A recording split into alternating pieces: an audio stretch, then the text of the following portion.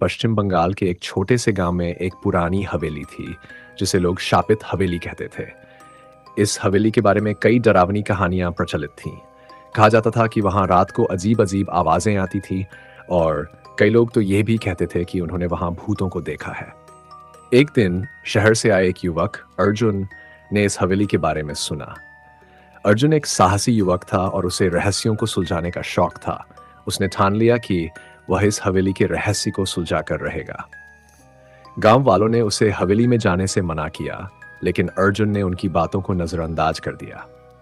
अर्जुन एक रात अपने कैमरे और टॉर्च के साथ हवेली में पहुंचा। हवेली की दीवारें पुरानी और टूटी फूटी थी। अंदर घना अंधेरा और सन्नाटा था। अर्जुन ने अपने टॉर्च की रोशनी में चारों ओर देखा। अचानक उसे एक कमरे से किसी के चलने की आवाज सुनाई दी। उसका दिल तेजी से धड़कने लगा, लेकिन उसने हिम्मत नहीं हारी। अर्जुन ने धीरे धीरे उस कमरे की ओर कदम बढ़ाया। जैसे ही वह कमरे के अंदर पहुंचा, उसकी टॉर्च बंद हो गई। उसने तुरंत अपनी जेब से एक माचिस निकाली और उसे जलाया। माचिस की हल्की रोशनी में उसने देखा कि कमरे की दीवारों पर खून से लिखा हुआ था, यहां से चले जाओ वरना मौत निश्चित है। अर्जुन का चेहरा सफेद पड़ गया, लेकिन उसने साहस जुटाया और आगे बढ़ा। तभी उसे अचानक एक भयानक चीख सुनाई दी।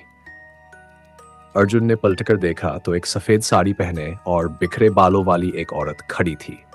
उसकी आंखें लाल थी और चेहरा विकृत था। अर्जुन की सांसें थम गईं। औरत ने भयानक आवाज में कहा, तुम्हें यहां नहीं आना चाहिए था। अर्जुन ने कांपते हुए पूछा, तुम कौन हो? उस औरत ने दर्द भरी आवाज में कहा, मैं इस हवेली की मालिक सविता हूं। मुझे मेरे ही पति ने धोखा देकर मार डाला। अब मैं यहां भटक रही हूं, न्याय की तलाश में। अर्जुन ने कहा, मैं तुम्हारी मदद करना चाहता हूं। मुझे बताओ मैं क्या कर सकता हूं?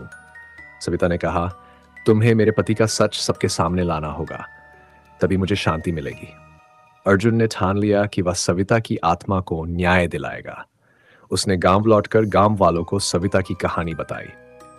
गांव वालों ने मिलकर पुलिस को सूचना दी और सविता के पति को गिरफ्तार करवा दिया। अदालत ने सविता के पति को सजा सुनाई और सविता की आत्मा को आखिरकार शांति मिल गई।